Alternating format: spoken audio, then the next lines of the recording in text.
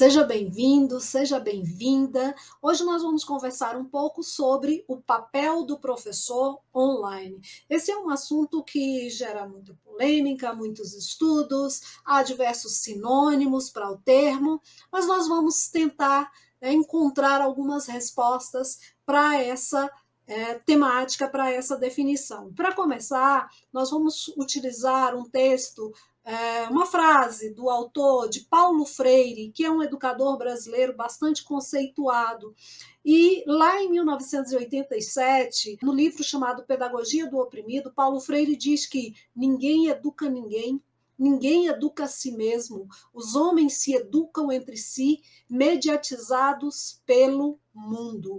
Então, a fala de Paulo Freire destaca a ideia de que a educação não é um processo unilateral, mas sim uma construção coletiva, colaborativa, mediada pelo mundo, e aí ele vai reforçar a importância de se adotar uma abordagem participativa, colaborativa, e o que é, fundamental na educação online. É importante que o professor não seja visto como o detentor absoluto do conhecimento, mas sim como um facilitador, como um mediador do processo educativo. E que é com essa perspectiva que nós iniciamos nosso estudo sobre o papel do professor online. É muito complicado dizer qual é o papel, porque na realidade esse conceito está em constante transformação. Também depende do contexto da abordagem pedagógica adotada. Mas antes de falarmos de abordagem pedagógica, eu queria destacar dois conceitos básicos: o professor humano e o professor não humano. Parece um tanto estranho falar em professor não humano, mas em tempos de inteligência artificial, cada vez mais presente no nosso cotidiano, nós temos sim, professores não humanos. No contexto da educação à distância e do e-learning, e, por exemplo, isso já se torna algo mais comum, que está associado ao uso das tecnologias como tutores inteligentes, que são sistemas que utilizam algoritmos e inteligência artificial para fornecer feedback personalizado aos alunos e ajudá-los a aprender de uma forma mais eficiente. Também pode se referir aos chatbots educacionais, que são programas que usam a linguagem natural para interagir com os alunos e responder a perguntas. O chat GPT parte, desse aspecto do professor não humano. Apesar de ser um assunto polêmico, é uma realidade que nos é apresentada, com a qual nós vamos ter que vivenciar para retirarmos o melhor proveito, com certeza. Mas voltando à questão das abordagens, então um aspecto importante para se definir qual é o papel do professor online é: qual é o modelo de ensino adotado? É um modelo de ensino centrado no estudante, centrado no professor, ou centrado na tecnologia? Ou ainda um outro modelo? Por quê? O que seria um modelo centrado no estudante? O modelo centrado no estudante é aquele em que o aluno ele tem um papel preponderante, e aí vai se basear fundamentalmente na autoformação, na autoaprendizagem e na autonomia do estudante. Então, professor e tecnologia são colocados em segundo plano e dá maior destaque ao estudante. Já no modelo mais centrado no professor, ele tende a valorizar a transferência das técnicas, das estratégias, dos métodos próprios do ensino presencial para o ensino online. Então, é como se eu transferisse a estrutura que tem no ensino presencial e eu passo a utilizar isso no ensino online com o apoio das novas tecnologias. Então, o foco continua sendo no professor como um transmissor de conteúdo. E quando eu tenho a tecnologia como centro, nós vamos ter o modelo de ensino centrado na tecnologia, na ferramenta tecnológica, e vai atribuir um papel secundário ao professor, né? Que apenas é um fornecedor de conteúdos, e ao aluno, que é um mero receptor dessas informações. E aí a tecnologia tem o papel fundamental de transmitir esse conhecimento. Bem, então vai depender onde é que está centrado o modelo de ensino, porque aí a gente pode ver qual é o papel do professor em função desse modelo de ensino. Existe um modelo ideal?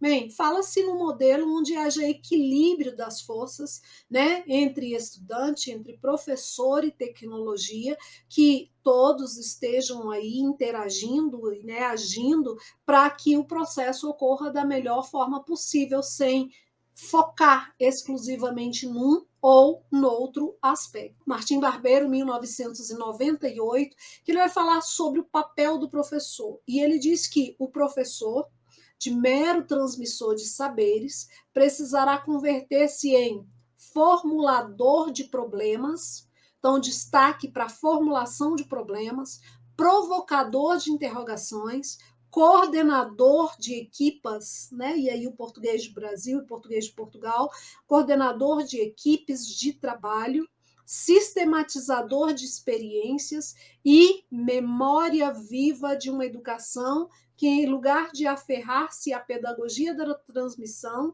valoriza e possibilita o diálogo e a colaboração entre os participantes da aprendizagem. E eu queria destacar essa questão como professor, como memória viva da educação. E ele vai possibilitar o quê? O diálogo. Então, ele é o responsável, ele é o principal responsável por coordenar as atividades de aprendizagem, garantindo que os alunos estejam envolvidos em conversas significativas e reflexivas. E esse professor, ele deve manter viva a memória das experiências educacionais que valorizam o diálogo, a colaboração, incentivando os alunos a participar ativamente e construir juntos o conhecimento. Então, esse papel do professor como memória viva está focado nesse aspecto, mas valoriza também a ideia de que da educação, que também se relaciona com a sua responsabilidade de sistematizador de experiências de aprendizagem, tornando a fim de que elas estejam mais acessíveis e úteis para as futuras gerações. Com isso, o professor ele pode contribuir para a continuidade e aperfeiçoamento da educação, possibilitando o diálogo e a colaboração entre as pessoas ao longo do tempo. Então, olha só, papel do professor online aqui, né, de uma forma bem tranquila e que a gente consegue verificar quem é e o que faz. Dando continuidade a essa situação, nós vemos em Lina Morgado o papel do professor em contextos de ensino online, problemas e virtualidades. Nós vemos as áreas de intervenção do professor online. E aí ela destaca quais são as áreas para a intervenção do professor online. Então, ela destaca alguns aspectos a serem considerados: aspectos pedagógicos, aspectos de gestão, aspectos sociais e aspectos técnicos. Então, quando nós encontramos a área de atuação, nós vamos encontrar o professor fazendo a mediação, a orientação, o feedback e a avaliação. Aspectos pedagógicos. O professor fazendo planejamento e organização da sua unidade curricular, do curso, aspecto, né? Aí nós temos os aspectos de gestão, estímulo, a participação e colaboração, os aspectos mais sociais e os aspectos técnicos relacionados ao aperfeiçoamento constante. O professor online, ele tem que buscar o aperfeiçoamento constante, né, para que ele esteja apto a atuar nesse contexto. Bem, eu queria destacar aqui um outro material, que é um pôster chamado Docente Online, Identidade e Perfil, do Décio Martins e da Lina Morgado. É um estudo de 2019, em que os autores, né, os investigadores, destacam, procuram investigar qual é o perfil, né, qual é a identidade do docente online. Então, é um estudo realizado com professores que atuam online por meio de um questionário virtual online, e aí eles fizeram essa investigação com professores portugueses e brasileiros, como resultado, né, ao destaque competência tutoria, o papel tecnológico com destaque para a competência conhecimento dos recursos e o papel investigador. E nesse material eu gostaria de destacar esse aspecto, o papel investigador do professor, do docente online, né? Aí destacando a competência, processos reflexivos sobre o exercício do ensino, em exercício do ensino e para o exercício do ensino. Então, essas três preposições são fundamentais aqui nesse contexto. E, para finalizar nosso estudo, coloco em foco aqui algumas teorias. Inicio com Garrison, Anderson e Archer, 2000. E eles vão falar da presença cognitiva do professor online, da presença de ensino e da presença social. Já Salmon, 2000, ela fala a respeito de níveis, falando que à medida, né, que a relação do professor, o curso vai andando, essa função do professor vai se alternando, vai se alterando. Num primeiro momento, ele tem o papel de promover o acesso e a motivação. Depois, a socialização, depois, a partilha de informação, a construção do conhecimento e o desenvolvimento. Então, são níveis distintos que vão sendo colocados aqui pela Salmo. Já Bischoff, em 2000, fala sobre as categorias na atuação do professor. E aí destaca algumas categorias, alguns aspectos importantes. Visibilidade.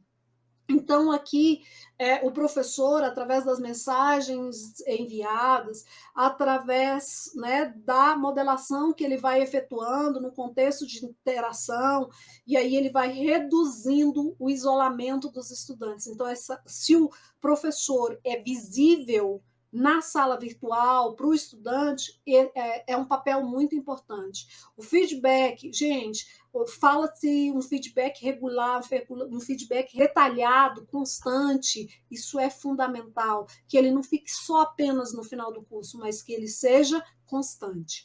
Né? Os materiais utilizados, qual material? Esse material foi escolhido em função dos objetivos do curso, né? E a permanência. Então, cabendo ao professor estar atento a participação, ao envolvimento do aluno, né, para que ele possa buscar esse envolvimento cada vez melhor, né, para agir de forma a não perder esse estudante.